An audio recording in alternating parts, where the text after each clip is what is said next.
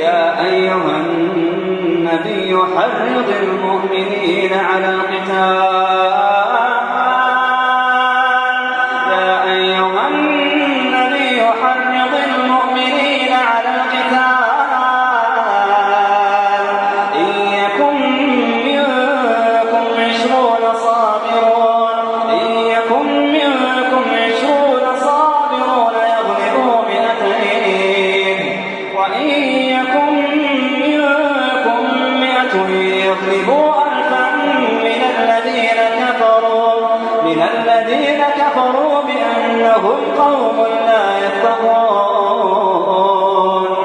الآن خفف الله عنكم وعلم أن فيكم ضعفا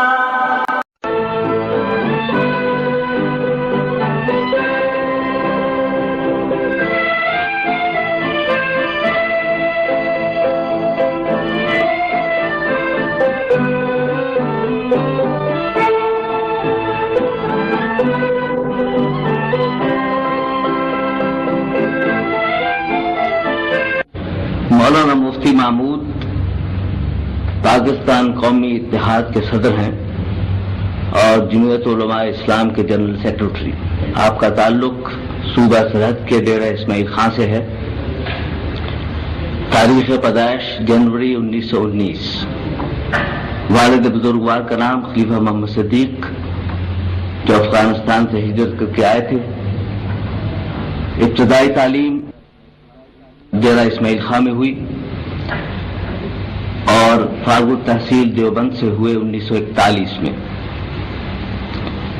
مختصر یہ کہ آپ کا تعلق شروع سے جمعیت علماء ہند سے تھا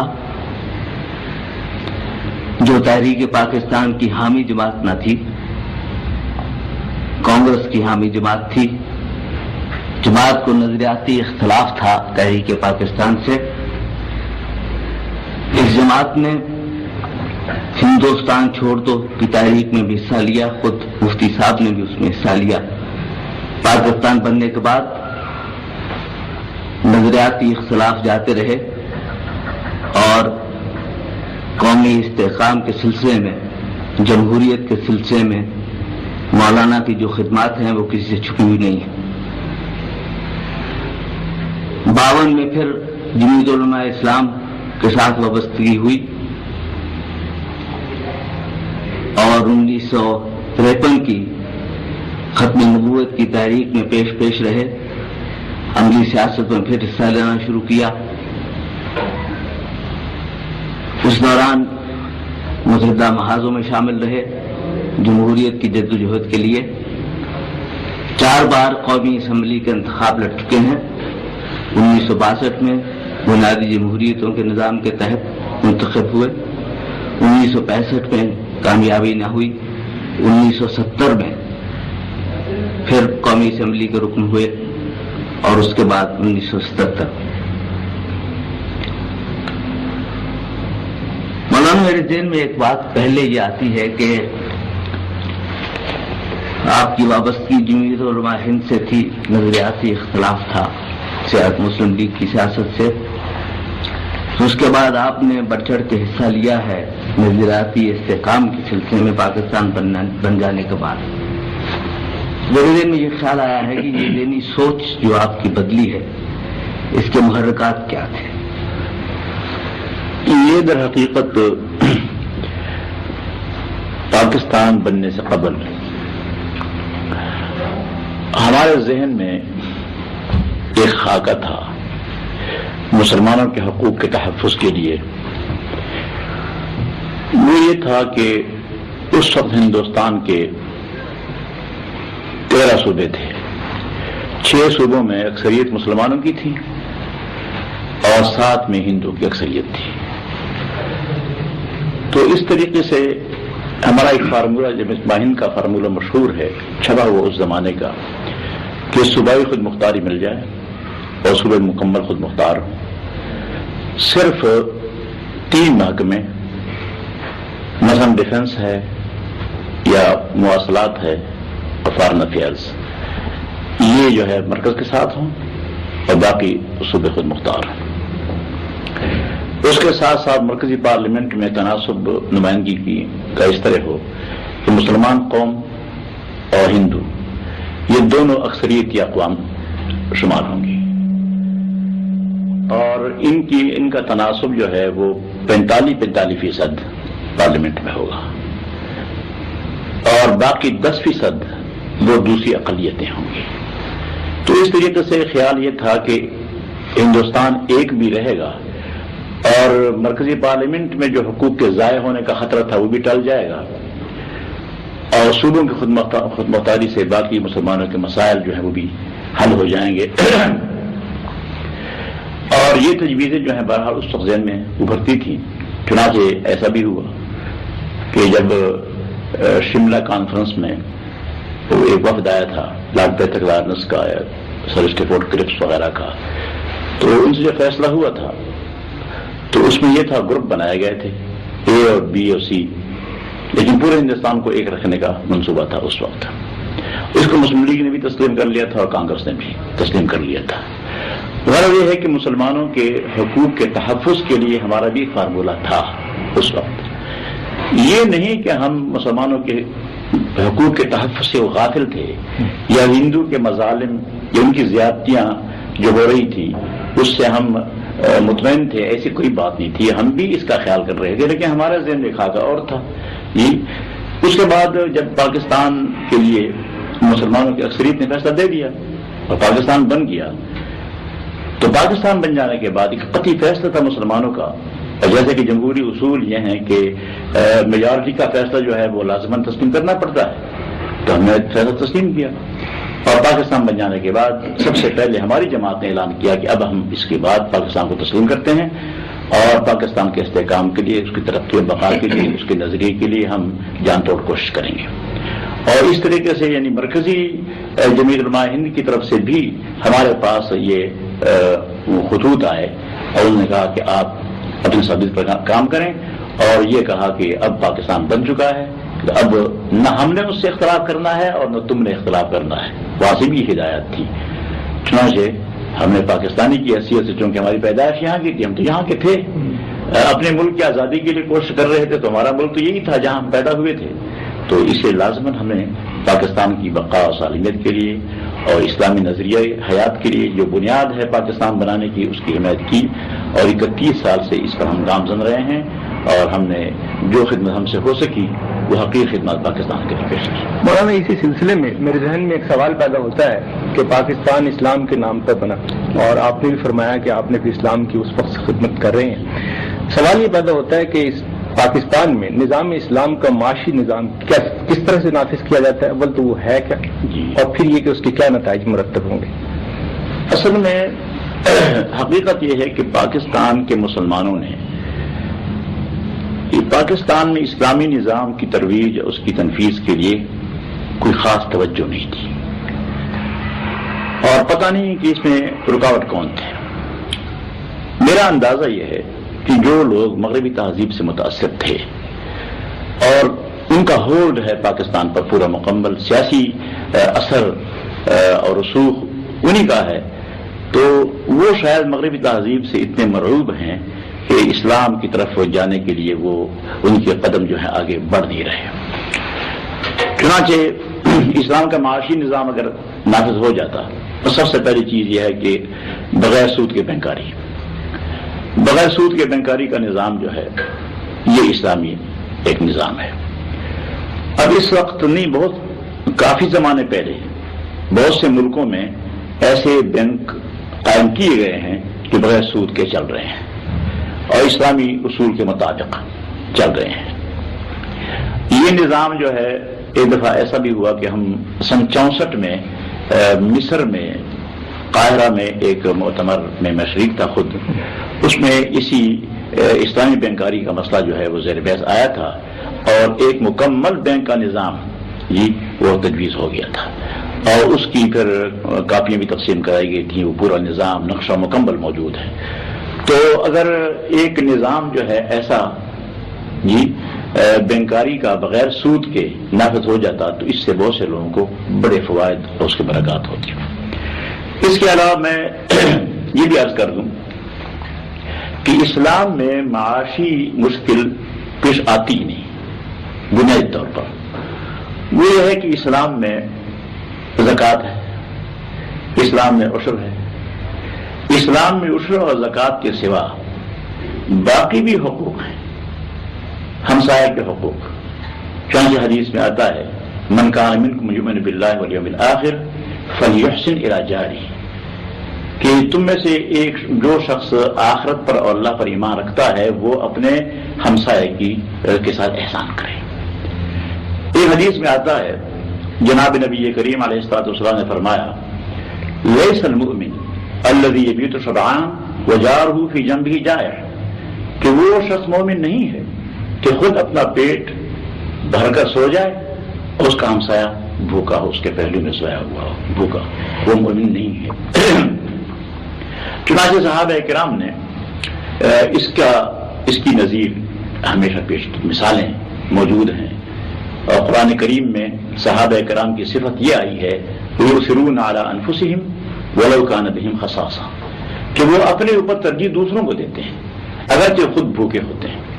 اگر مسلمانوں کے اتنے بلند اخلاق ہوں کہ ایک شخص اپنے منہ سے نوالا نکال کر دوسرے کے منہ میں ڈالتا ہے اگر، اور کسی شخص سے دوسرے کی بیمائگی خستگی دیکھی نہیں جاتی، اور مسلمان میں اتنا تعلق ہے، اخوت اور برادری کا تعلق ہے کہ وہ ایک دوسرے پر جان دیتے ہیں، تو میں سمجھتا ہوں پھر یہ اونچ نیچ کا مسئلہ ختم ہو جاتا ہے اور یہ معاشی کوئی مسئلہ ہمارے ملک پیدا نہیں ہوگا. ایک آدمی اگر کچھ اس کے پاس ہے وہ دوسرے کو کھلائے تو 50% سے زیادہ مسئلہ جو ہے ہمارا معاشی اخلاق کی بلندی سے اسلامی اصول پر عمل کرنے سے حل ہو جاتا ہے. میں آپ سے یہ دریافت کرنا چاہوں گا کہ کیا اسلامی معاشی نظام میں صرف بلا سود بینکاری ہی کافی ہے یا ربا کی اور شکلیں جو ہیں وہ زیادہ ظلم کی شکل میں موجود ہیں اور عام آدمی کو زیادہ پریشان کرتی ہیں، تو ان کو کیسے دور کیا جا سکتا ہے؟ اور دوسرے یہ کہ ریاست پر بھی تو کچھ حقوق عائد ہوتے ہیں معاش کے سلسلے میں، مثلاً افراد کے روزگار کا حق ایسا کہ اگر کوئی بے روزگار ہو تو وہ اسٹیٹ سے عدالت کے ذریعے سے وہ حاصل کر سکے، لازمی ہو اس کے لیے، یہ بھی کچھ صورت ہے. تو یہ کس طرح سے یہ صورتحال یہ ہے کہ اسلامی حکومت جو ہوتی ہے، حکومت کی ذمہ داری ہوتی ہے کہ کوئی شخص ملک میں بھوکا نہ رہے، اس کو زندگی کی ضروریات مہیا کی جائیں، یہ حکومت کی ذمہ داری ہے. چنانچہ آپ کو معلوم ہے کہ تاریخی واقعات ہیں کہ حضرت عمر فاروق رضی اللہ تعالیٰ عنہ نے اپنے دور خلافت میں آٹے کی بوری بیت المال سے اٹھا کر گھروں تک خود پہنچائی ہے. اور آپ نے فرمایا ایک مرتبہ کہ لو مات الکلب جوعا علی شط الفرات لکان عمر مسئولا عنہ یوم القیامہ، کہ اگر دریائے فرات کی حکومت کا فرض ہے کہ لوگوں کی ضروریات کی کفیل ہو. حکومت کے معنی یہ ہے کہ ضروریات کی کفالت کریں. کیا آپ نے آپ ایک قومی اتحاد کے صدر ہیں جو کافی جماعتوں کا ایک اتحاد ہے، اس کے پروگرام میں کوئی ایسی بات شامل ہے کہ آپ اس کو اس طرح سے آپ نے کچھ اس کی اسٹڈیز کرائی ہیں کہ اس کو آپ کس طرح سے امپلیمنٹ کریں گے، کس طرح اس کو نافذ کریں گے، اور دستور میں اس طرح سے کیا؟ اس میں یہ ہے کہ ہم لوگوں کو جو کاروبار کر سکتے ہیں، جو محنت کر سکتے ہیں، ان کو تو ہم کاروبار مہیا کریں گے لازماً. اور جو لوگ کاروبار کرنے کے اہل نہیں ہیں، اپاہج ہیں، اندھے ہیں، معذور ہیں، تو یا بچے ہیں، ان لوگوں کے لیے ہم حکومت سے وظیفے مقرر کریں گے لازماً. اور ہم زکوٰۃ وصول کریں گے لازماً، اور زکوٰۃ کی وصولی کرنے کے بعد اور عشر وصول کریں گے، اس کو پھر ان مصارف پر خرچ کریں گے جو مصارف قرآن کریم نے بتائے ہیں. اس میں یتامہ کا مسئلہ بھی ہے، اس میں مساکین کا ہے، فقراء کا ہے، مسافروں کا ہے، سارا اس میں ہے. تو میرے خیال میں اگر ہم صحیح معنی میں زکوٰۃ عشر وصول کریں تو ہم. مولانا آپ نے اسلام کے معاشی نظام پر تو صحیح حاصل بحث کی ہے. عرض یہ ہے کہ ملک کے کچھ طبقوں میں یہ خیال پایا جاتا ہے کہ اسلام میں تعزیرات ہی تعزیرات ہیں. اس چیز میں بتائیے کہ اسلام میں تعزیرات کے علاوہ بھی اور کچھ ہے؟ اصل میں اسلام ایک اخلاق کی بلندی کا دین ہے، جس میں اخلاق بلند ہوتے ہیں، جس میں انسانیت اجاگر ہوتی ہے. انسانیت کو صحیح معنی میں انسانی شکل میں پیش کرنا یہ ہے اسلام. اور فطری طور پر انسان کی جو فطرت ہوتی ہے وہی دین اسلام ہے. تو اسلام معاشیات کے لیے معاشرتی امور کے لیے، معاملات، اخلاق اور اس سب کا سبق دیتا ہے. لیکن ان سب کی ضرورت ہے کہ اگر کوئی شخص اسلام کے اصول کی خلاف ورزی کرے تو اس کی تعزیر بھی ہونی چاہیے لازماً. پھر اس میں دو قسم کے جرائم ہوتے ہیں، ایک معمولی قسم کے جرائم، ایک غیر معمولی. غیر معمولی جرائم کے لیے اللہ تعالیٰ نے صرف 4 جرائم کے لیے مقرر کی سزائیں خود اللہ نے مقرر کی ہیں، جس کا نام حدود ہے. اور جو سزائیں اللہ تعالیٰ نے تفویض کر دی قاضی یا حاکم کی طرف کہ وہ سزا میں کم بیشی بھی کر سکتا ہے، معاف بھی کر سکتا ہے، اسے تعزیر کہتے ہیں. اب اسلامی حدود جو ہے یہ ٹھیک ہے کہ چونکہ وہ اللہ کی طرف سے مقرر کردہ سزائیں ہیں، اس میں کوئی ترمیم نہیں ہو سکتی، کم بیشی نہیں ہو سکتی، معاف اس کو کسی کو معاف کرنے کا حق نہیں ہے. لیکن اس میں یہ ہے اسلام کا بنیادی مسئلہ کہ حدود کی سزائیں در حقیقت تخویف، ڈرا دینا، یہ اس کا مقصد ہے. یہ مقصد نہیں کہ وہ لازماً نافذ کرا کے ایک آدمی پر وہ سزا جاری کر دی جائے، یہ اسلام کا مزاج نہیں ہے. چنانچہ اسلام کا مزاج یہ ہے، حضور نے فرمایا صلی اللہ علیہ وسلم ادرؤوا الحدود ما استطعتم، کہ تم حدود کو ٹالتے رہو، دفع کرتے رہو جتنی تمہاری طاقت ہو، جتنی تمہاری طاقت ہو. فقہا کا متفقہ مسئلہ ہے کہ الحدود تندرع بالشبہات، کہ حدود جو ہے وہ مٹ جاتے ہیں شبہات سے. شبہ آ گیا تو حد ختم. میں اتحاد کے بارے میں پوچھنا چاہ رہا تھا جی فرمائیے. کہ اتحاد پاکستان میں بنتے رہے مختلف ضرورتوں کے تحت، سی او پی بنا، اس کے بعد ڈیک بنا، یو ڈی ایف بنا، اس کے بعد پی این اے بنا ہے. تو عام طور سے یہ سمجھا جاتا ہے کہ یہ اس طرح کے جو سیاسی جماعتوں کے اتحاد ہوتے ہیں وہ وقت کی ضرورت کے تحت بنتے ہیں، اور جب وہ ضرورت ختم ہو جاتی ہے تو ان کا ختم ہو جانا ایک فطری بات ہے، کوئی بری بات نہیں ہے اس میں. لیکن آپ کا اتحاد جو ہے وہ اس کے بعد بھی قائم ہے، اس کے قائم رہنے کے بارے میں بار بار کہا بھی جا رہا ہے.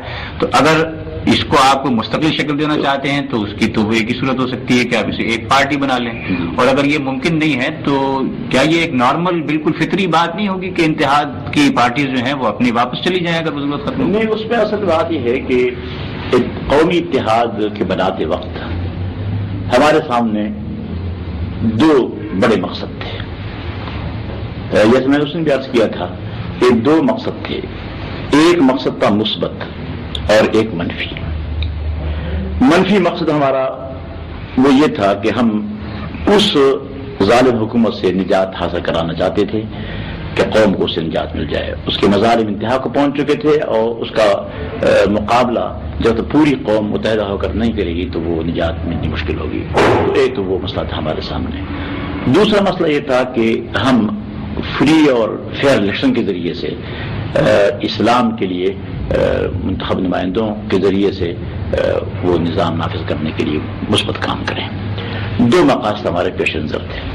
چنانچہ اس وقت جب انتخابات ہوئے سن 77 میں، گزشتہ سال، تو انتخابات میں اتنی عظیم دھاندلی ہوئی جس کی شاید جمہوری تاریخ میں آپ نے پڑھا نہیں ہوگا، اور نہ جمہوری دنیا میں سے کوئی مثال مل سکتی ہے.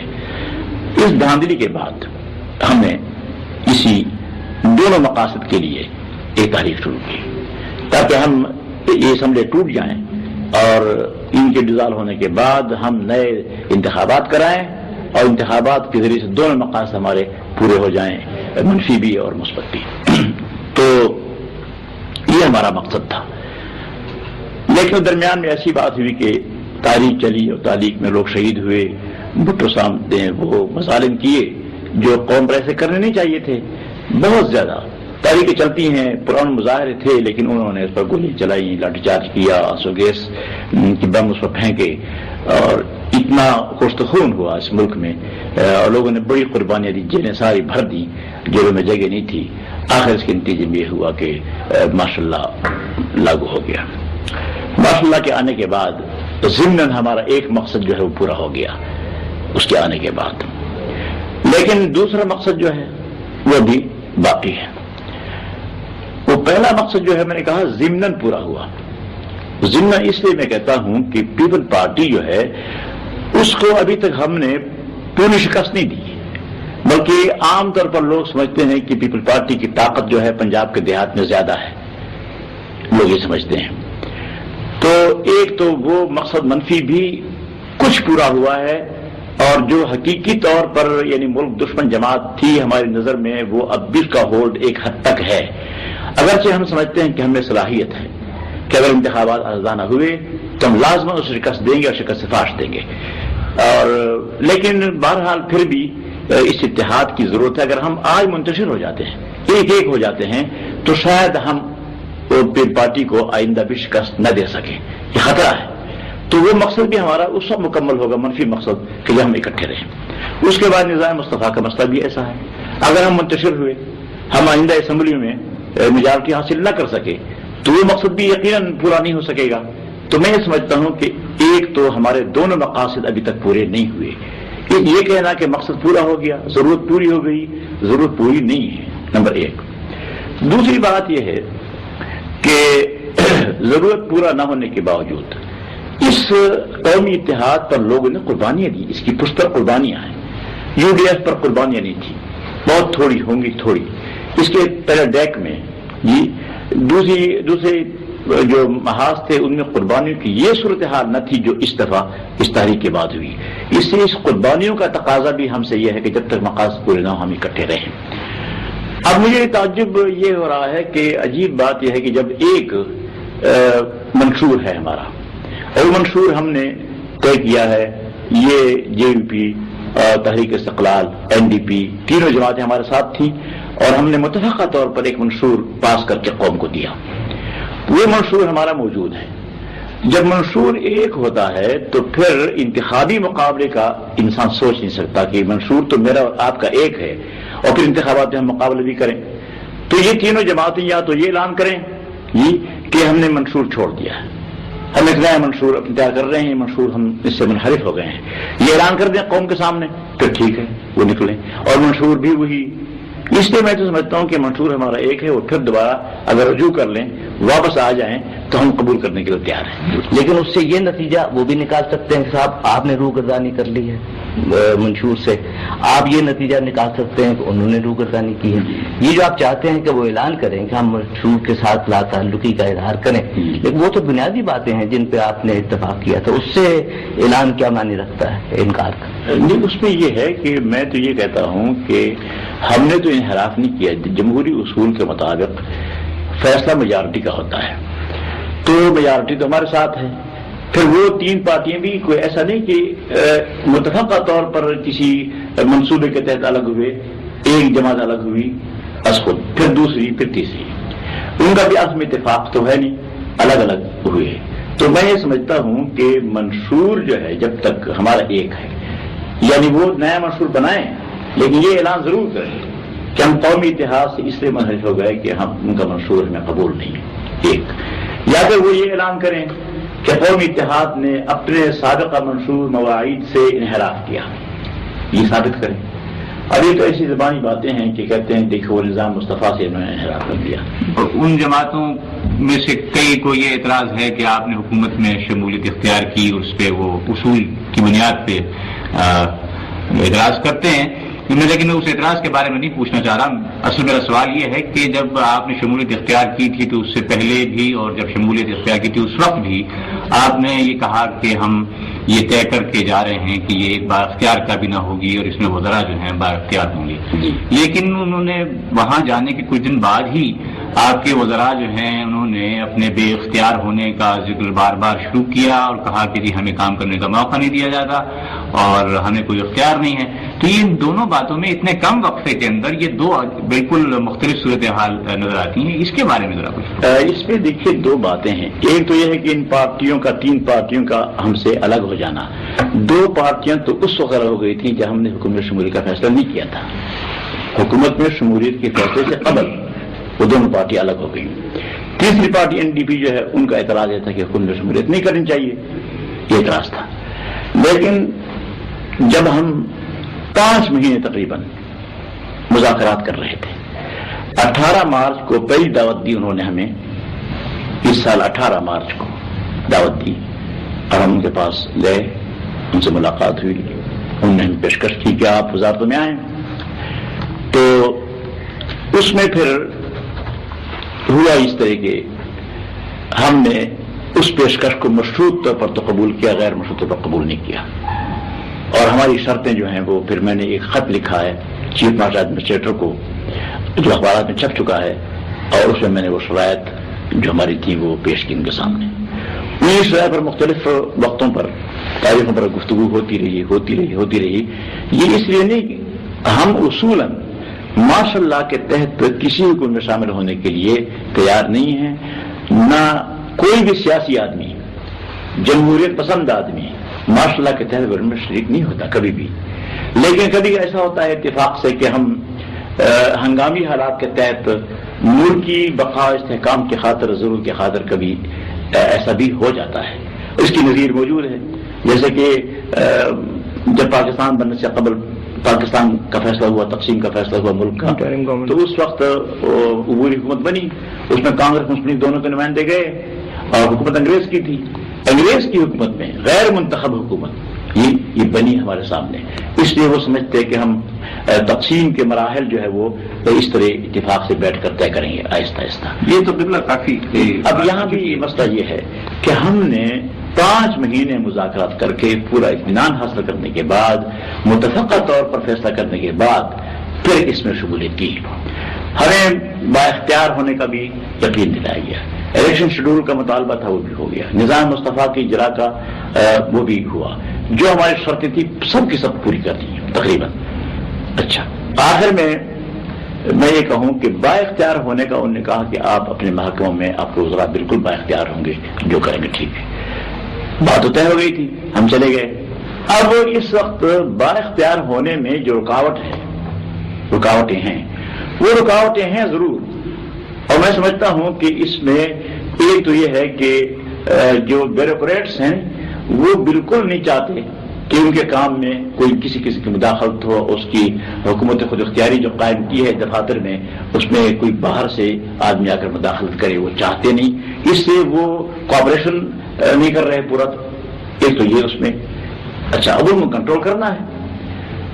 ایک یہ ہے کہ آخر ہمارا تعلق ہے اصل میں حکومت ماشاء اللہ کی ہے، فوجی حکومت ہے. اس گورنمنٹ کو طاقت جو ہے سپلائی ہوتی ہے فوج کی طرف سے، ماشاء اللہ کے ذریعے سے. انتخابات سے عوام کی طرف سے تو کوئی طاقت سپلائی نہیں ہو رہی جی، تو ماشاء اللہ بھی ہے. تو اس لیے یہ دونوں باتیں جو ہیں ایسی ہیں کہ ان پر ہم نے قابو پانا ہے. میں تھوڑا ہم ایک معاون کی حیثیت سے شریک ہوئے ہیں، یوں سمجھ لیجیے. ہماری حکومت نہیں ہے، ہم کے لیے جیسے معاون کے شریک ہوئے ہیں. شاید ہم موجودہ حالات کو کچھ بہتر بنا سکیں. اور مجھے یقین ہے کہ تجربہ کامیاب ہو جائے گا. اگر ناکام ہوا تو اس کے بعد اور تجربہ کوئی نہیں ہوگا. اسی سلسلے میں ایک سوال ذہن میں پیدا ہوتا ہے کہ قومی کردار میں ہم آہنگی کے بارے میں آپ کا کیا خیال ہے؟ کس طرح سے قوم میں ہم آہنگی؟ یہ تو دیکھیے یہ سیاسی عمل سے ہوتا ہے. بدقسمتی سے ہمارے ملک میں سیاسی عمل جو ہے وہ 6 سال بھٹو کا دور تھا. اس میں بالکل اس سے پہلے ایک ماشاء اللہ، اس سے پہلے اور ماشاء اللہ جی. تو سیاسی عمل جو ہے اس ملک میں نہیں ہوا. اگر سیاسی عمل اس ملک میں صحیح طور پر جاری ہوتا تو یہ مشکلات پیدا نہ ہوتی. سیاسی عمل کے ساتھ سیاسی آزادیوں کی بھی بات وہی تو میں کہتا ہے، تو وہ کس سیاسی عمل کی آزادی. اب یہ ماشاء اللہ کے دور میں، ماشاء اللہ سے قبل بھٹو صاحب کے دور میں جب یہ قومی اتحاد کی تحریک چلی اور ہم عوام کے پاس پہنچے اور ہم نے عوام سے رابطہ قائم کیا، کتنی مشکلات پڑی جی، لیکن ہم نے کیا. اس وقت کوئی بھی سیاسی پارٹی قومی اتحاد سے الگ ہونے کا تصور نہیں کر سکتی تھی. مجال تھا کہ تحریک استقلال یا جی وی پی وہ قومی اتحاد سے الگ ہونے کا سوچ بھی لیں، مجال تھا. اس لیے کہ سیاسی دباؤ تھا. عوام جو ہے وہ سیاسی جماعتوں کو راستہ دکھا کے ایک راستے پر لے جاتے ہیں زبردستی کر کے جب شعور بیدار ہوتا ہے. جب اس کے بعد ماشاء اللہ ہوا، سیاسی عمل بند ہو گیا، جل سے بند، عوام سے ہمارا رابطہ منقطع ہو گیا. اس کے بعد ایک سر اٹھانا شروع کر دیا چونکہ پیچھے سے کنٹرول نہیں تھا عوام کا صحیح معنی میں. تو جب عوامی کنٹرول نہ ہو، سیاسی عمل نہ ہو ملک میں، سیاسی دباؤ عوام کا نہ ہو، تو جماعتیں اس طرح خود سری کر کے وہ الگ ہو جاتی ہیں اور پھر ہم آئنگی اتحاد قوم میں باقی نہیں رہتا. مطلب ایک بنیادی سوال یہاں پیدا ہوتا ہے 30 سال میں ہمارے ملک نے تجربات بہت کیے، پارلیمانی نظام بھی آیا ہے، صدارتی نظام بھی آیا ہے، مارشل لا بھی لگے ہیں، پارٹیز بھی بنی ہیں، پارٹیز ٹوٹی بھی ہیں، سیاسی پابندیاں بھی عائد ہوئی ہیں، پھر جاری بھی ہوئی ہیں، بے شمار تجربات ہم نے کر لیے 30 سال میں۔ جی بالکل۔ کیا وجہ ہے آپ کے خیال میں کہ ہمارے ملک کو سیاسی استحکام نصیب نہیں ہوا؟ بنیادی وجہ کیا ہے؟ ہماری قوم میں کوئی خرابی ہے، ہماری سوچ میں خرابی ہے، ہمارے عمل میں خرابی ہے، یا ہم نے جو اپنے آدرش جو قائم کر رکھا تھا اس سے ہم ہٹ گئے ہیں؟ آپ کے ذہن میں کیا بات آتی ہے، کیوں ہمیں سیاسی؟ میں تو یہ سمجھتا ہوں کہ قوم بہت اچھی ہے، لیکن اس قوم کی تربیت نہیں کی گئی، اور ہمارے جو حکمران طبقے کے لوگ مختلف صورتوں میں ہمارے سامنے آتے گئے ہیں، انہوں نے اپنی کرسی کے تحفظ کے سوا قوم کے شعور کو بیدار نہیں کیا۔ ہمارے لوگوں کو کریکٹرز نہیں ہے سیاسی، اور انہیں سیاسی عمل کی تربیت نہیں دی گئی۔ یہی وجہ ہے کہ یہاں کوئی مستحکم کس نے تربیت نہیں دی؟ حکمران طبقے نہیں، حکمران طبقہ سیاستدانوں کو تو کام نہیں کرنے دیا گیا۔ وہ سیاستدانوں کے ذمہ میں ایک بات میرے ہمارے یہاں سیاستدان کے یہاں حکمران رہے نہیں، یہی تو میں پوچھنا چاہتا ہوں، سیاستدان تو یہاں حکمران نہیں رہے۔ بالکل یہی میں پوچھنا عرصے چاہتا سے تھا۔ خاص طور سے جب سے اتحاد بنا ہے اسلام اور اسلامی نظام کے سلسلے میں کافی گفتگویں ہو رہی ہیں، تو اس کے حوالے سے ایک بات یہ بھی ہے کہ دنیا میں دو طرح کے پارٹی نظام ہیں، ایک یک جماعتی نظام کہتے ہیں، ایک کثیر الجماعتی نظام، ملٹی پارٹی سسٹم کہتے ہیں۔ تو ایک اسلامی ریاست میں آپ کے خیال میں کوئی ملٹی پارٹی سسٹم کوئی اس کے منافی ہے، یا یہ کہ یک جماعتی سسٹم اس سے زیادہ قریب ہے، یا پاکستان کے حالات میں کو بھی پیش نظر رکھتے ہوئے؟ ایسی بات نہیں، اس میں کوئی اسلام کی صریح نصوص کتاب و سنت کے ایسے نہیں ہیں کہ اس میں کوئی سیاسی پارٹی بنانا کوئی جرم ہے، ایسی بات نہیں ہے۔ ہم خیال لوگ اکٹھے ہو جائیں، جماعت بنا لیں، اتنا فرق نہیں پڑتا۔ اور پھر اس کے ساتھ ساتھ یہ ہے کہ ون پارٹی گورنمنٹ میں بھی متضاد خیالات ہوتے ہیں۔ یہ نہیں ہوتا ون پارٹی گورنمنٹ مجبوری سے اس پارٹی کو تو جوائن کر لیتے ہیں، لیکن ذہن کا اتحاد نہیں ہوتا، وہاں بھی لڑائی جھگڑے پارلیمنٹ وغیرہ میں ہوتے رہتے ہیں۔ تو میں سمجھتا ہوں کہ ہمیں مکمل طور پر اس قوم کو آزادی دینی چاہیے، تاکہ وہ آزاد آزادی کی تربیت حاصل کرنے کے بعد یہاں پر صحیح حکومت چلا سکے۔ مولانا، ان بدلتے ہوئے حالات میں آپ کے خیال میں ملک کی خارجہ پالیسی کی کیا طریقے ہونے چاہیے؟ کس طرح سے اس پہ خارجہ پالیسی جو ہے اس میں سب سے بنیادی مسئلہ وہ یہ ہے کہ مسلمان ملکوں سے ہمارے روابط سب سے زیادہ مستحکم ہونے چاہیے۔ یہ نظریے کی مملکت ہے ہماری، جب نظریاتی مملکت ہے تو اسلامی نظریے کے حامی جو حکومتیں ہیں ان سے ہمارے تعلقات بالکل برادرانہ ہونے چاہیے، اور ہمیں اجنبیت بالکل ختم کر کے ایک ملت کی حیثیت سے مسائل کو سوچنا ہوگا۔ یہ بنیادی مسئلہ ایک تو یہ ہے۔ پھر اس کے بعد یہ ہے کہ ہم نے کسی کے ساتھ بھی لڑائی نہیں لڑنی، غیر جاندار پالیسی پر گامزن ہونا ہے۔ میں سمجھتا ہوں کہ یہ دفاعی معاہدے جس پہ ہم گھرے ہوئے ہیں ان سے ہمیں نکل جانا چاہیے۔ یہ بڑی طاقتوں کی جو آپس میں چپکلش ہوتی ہے اس میں ہمیں غیر جاندار رہنا چاہیے مکمل طور پر۔ ہم کسی کا اعلی کار بننے کے لیے تیار نہیں، ہمیں اپنے پاؤں پر کھڑا ہونا چاہیے۔ اور بہت سے ہم سے چھوٹے چھوٹے ملک، ہم سے زیادہ بے بس ملک، وہ غیر جاندار ہیں اور اس پہ وہ بھی گزارا کرتے ہیں۔ تو ہمیں اپنے وسائل پر انحصار کر کے یہ بڑی بڑی طاقتوں کے سرمایوں پر انحصار چھوڑ دینا چاہیے، اور اپنے پاؤں پر کھڑے ہو کر غربت اور افلاس کی صورت میں بھی اپنی آزادی کو برقرار رکھنا چاہیے۔ مسلمان ملکوں سے اولین تعلقات، اور پھر تمام ملکوں کے ساتھ دوستانہ تعلقات، اور غیر جاندار ان بلاکوں میں ہم نے کسی بلاک کی حمایت نہیں کرنی۔ یہ ہمارا موقف ہے۔ میں ایک پھر وہی میں سیاست، ملکی سیاست کی طرف جانا چاہتا ہوں۔ انتخابات کی بات آپ نے فرمائی کہ وہ مسلسل نہیں ہوئے، جی تو اب تو ایک ہے آپ کی کمٹمنٹ بھی ہے اور حکومت کی کمٹمنٹ بھی ہے کہ انتخابات تو ہوں گے، تو آپ کے خیال میں اب بھی کوئی امکان ہے، یہ خدشہ ہے کہ کسی طرح سے کوئی رکاوٹ پیدا ہو انتخابات؟ میرے خیال میں تو نہیں ہے، کوئی نہیں ہے۔ تو مثبت نتائج کی امید ہے، امید ہے کہ مارچ تک بہرحال یہ ہو جائے گا انشاءاللہ۔ اسی سلسلے میں ایک سوال پھر وہ لوکل باڈیز کے معاملات کا بھی آتا ہے۔ جی تو سوچ یہ ہے کہ لوکل باڈیز کے انتخابات قومی انتخابات سے پہلے ہوں یا بعد میں ہوں، یا اگر بعد میں ہوتے ہیں تو فوری طور پہ لوکل باڈیز کا انتظام کس طرح چلے؟ کوئی اس میں اس سلسلے میں آپ کی حکومت ہمارا جو قومی اتحاد کا موقف ہے جی یہ بالکل واضح ہے. ہمارا موقف یہ ہے کہ انتخابات اس ملک کے اگر ممکن ہیں، حالات سازگار ہیں، تو سب سے پہلے قومی اسمبلی کا انتخاب کرنا ضروری ہے، اس لیے کہ قومی اسمبلی کا انتخاب ہی انتقال اقتدار کا ذریعہ بن سکتا ہے اور ہم جمہوری کی طرف جا سکتے ہیں، ماشاءاللہ ختم ہو سکتا ہے اور جمہوری کی طرف آ سکتے ہیں. بلدیاتی انتخابات سے تو حکومت تبدیل نہیں ہوتی، وہ تو پھر وہی بات ہوئی. تو بلدیاتی انتخابات اس میں بھی پاکستان کا ہر آدمی ووٹر ہوگا، ہر شہری ووٹر ہوگا، ووٹ اس میں بھی ڈالے جائیں گے. محلے محلے میں لڑائیاں اس میں ہوں گی. یہ قومی اسمبلی انتخاب میں تو حلقے وسیع ہوتے ہیں، نہیں 2 آدمی مثلا مقابلے میں 3 آدمی کھڑے ہیں، وہ تو اس میں انٹرسٹڈ ہوں گے، لیکن عوام اتنا زیادہ نہیں ہوتے. اور یہ جو بلدیاتی انتخاب میں جو محلے محلے میں لڑائیاں ہوں گی یہ زیادہ خطرناک ہیں. تو اگر بلدیاتی انتخابات میں ہر شہری ووٹ استعمال کر سکتا ہے پرامن طریقے سے، تو قومی اسمبلی کے لیے کیوں نہیں کر سکتا؟ اس لیے اگر ہیں انتخابات تو سب سے پہلے قومی اسمبلی کے وہ لوکل باڈیز کے معاملے پہ کوئی عارضی انتظام آپ کے ذہن میں آتا ہے کہ جب تک انتخاب نہیں ہوتا یہ عارضی انتظام کر لیا؟ ہم اس کو قبول کرتے ہیں. ہم نے قومی اتحاد کی میٹنگ میں فیصلہ کیا تھا کہ ہم لوکل باڈیز کی ضرورت کے تحت عبوری دور میں نامزدگیاں قبول کرتے ہیں، لیکن اس شرط پر کہ صوبائی حکومتیں قائم ہوں. اچھا، صوبائی حکومت اگر قائم ہوں گی، اوپر سیکرٹریٹ جو ہے اس پر ہمارا کنٹرول ہوگا ایک حد تک جی، تو پھر ہم لوکل باڈیز میں بھی کام کر سکیں گے. لیکن صرف لوکل باڈیز میں جی جانے کے بعد جب صوبائی حکومت ہمارے کنٹرول میں بالکل نہیں ہوگی، یہ تو میں سمجھتا ہوں اس کے مفید تاج نہیں ہوں گے.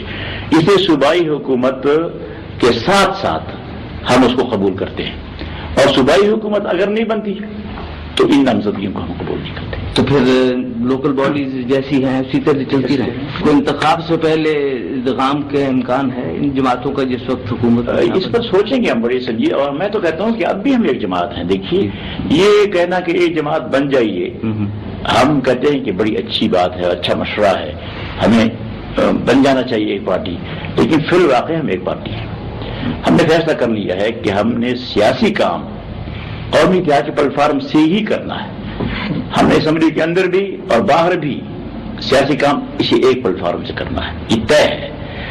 اچھا، اور جب انتخابات میں نشان الاٹ ہو رہے تھے تو ہمیں ایک نشان الاٹ کرنے کے لیے پیپل پارٹی نے اعتراض کیا تھا کہ یہ 9 جماعتیں ہیں، ان کو ایک نشان کیوں الاٹ کیا؟ ایک جماعت نہیں ہے.